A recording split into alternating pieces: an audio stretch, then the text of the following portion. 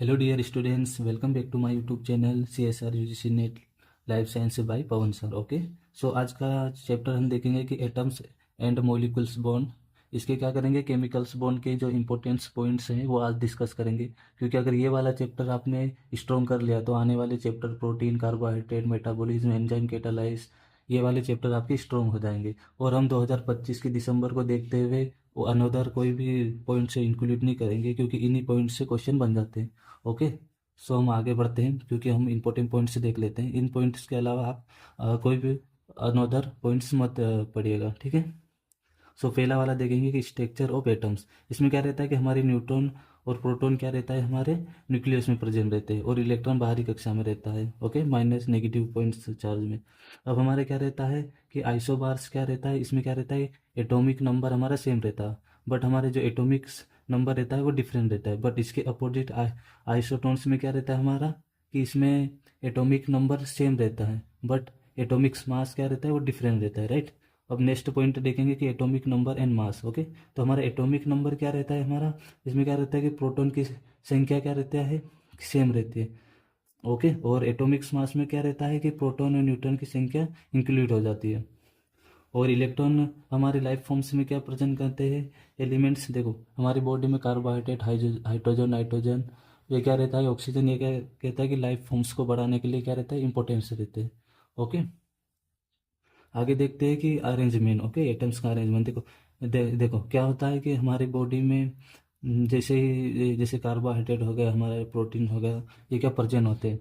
अब इनके क्या रहते हैं कि हमारी बॉडी में इन एलिमेंट्स से, जैसे 6 एलिमेंट्स हो गया, कार्बोहाइड्रेट हो गया, प्रोटीन्स हो गया, न्यूक्लियोटाइड हो गया, इनके डेवलपमेंट के लिए क्या रहते हैं, कुछ एलिमेंट्स हमारी बॉडी में इंपॉर्टेंस होते हैं। ओके, जैसे कार्बन हो गया, नाइट्रोजन हो गया, फास्फोरस हो गया, सल्फर हो गया, ऑक्सीजन हो गया। ओके, ये क्या रहते हैं कि इंपॉर्टेंस हो गए। तो इनमें क्या रहता है कि जैसे इलेक्ट्रॉन्स में क्या रहता है, एटम्स में क्या सेल्स में अरेंजमेंट होते हैं, जैसे के cells, L cells, M cell. इनमें क्या रहते हैं कैपेसिटी के अकॉर्डिंग, जैसे के सेल्स में 2 एलिमेंट्स, एल सेल्स में 8 एनिमल्स एलिमेंट्स, एन एम में 18 रहते हैं। ये क्या कहते हैं, सेल्स की कैपेसिटी के अकॉर्डिंग इसमें अपने अपने कक्ष में डिवाइडेड होते हैं। ओके, नेक्स्ट देखेंगे कि मॉलिक्यूल्स। मॉलिक्यूल्स क्या रहता है, एटम में एटम्स मिलके हमारी बॉडी में क्या करते हैं, एटम्स मिलके मॉलिक्यूल्स बनते हैं। ये क्या करते हैं कि एक स्ट्रॉन्ग सब्सटेंस बनाते हैं। ओके, एलिमेंट्स बनाते हैं। ये मैक्रो मॉलिक्यूल्स क्या रहता है कि ये क्या करते हैं, जैसे मॉलिक्यूल्स आगे डेवलप होता जाता है, बनता जाता है, तो एक मैक्रो मॉलिक्यूल्स बनते हैं। ये सबसे छोटी यूनिट्स होती है मॉलिक्यूल से।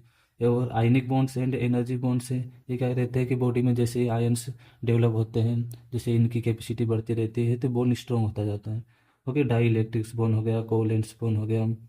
ओके, नॉन पोलर आयनिक्स बॉन्ड हो गया, पोलर कोवलेंट बॉन्ड हो गया, बॉन्ड स्ट्रेंथ हो गए। ठीक है, स्ट्रॉन्ग पॉइंट्स है। अगर ये पॉइंट्स आप कंप्लीट कर लेते हैं तो आपको कोई प्रॉब्लम नहीं होती है atom and molecules chemicals bond में। ओके, ऐसे ही वाटर प्रॉपर्टीज ऑफ वाटर देख लेते हैं, सेंट्रल ऑक्सीजन एटम्स देख लेते हैं। ओके, मॉलिक्यूल्स वेट देख लेते हैं, हाइड्रोजन बॉन्ड्स देख लेते हैं। ओके, ये क्या कहते हैं, H2O से हाइड्रोजन बॉन्ड की स्ट्रेंथ बढ़ती है। O2 रहता है हमारी बॉडी में, ऑक्सीजन एक सेंट्रल एटम्स का काम करता है। ओके, और बायोमोलिकुल्स में क्या करते हैं, यह जब एटम से मोलिकुल्स में जैसे एटम से जुड़ जुड़ के मोलिकुल्स बनते हैं, तो ये क्या करते हैं, प्रोटीन्स बनाते हैं। फिर प्रोटीन से मोलिकुल्स डेवलप होके कार्बोहाइड्रेट से न्यूक्लिक एसिड, अमीनो एसिड में डिवाइडेड होते जाते हैं। ओके, तो आई होप आपको वीडियो समझ में आया होगा।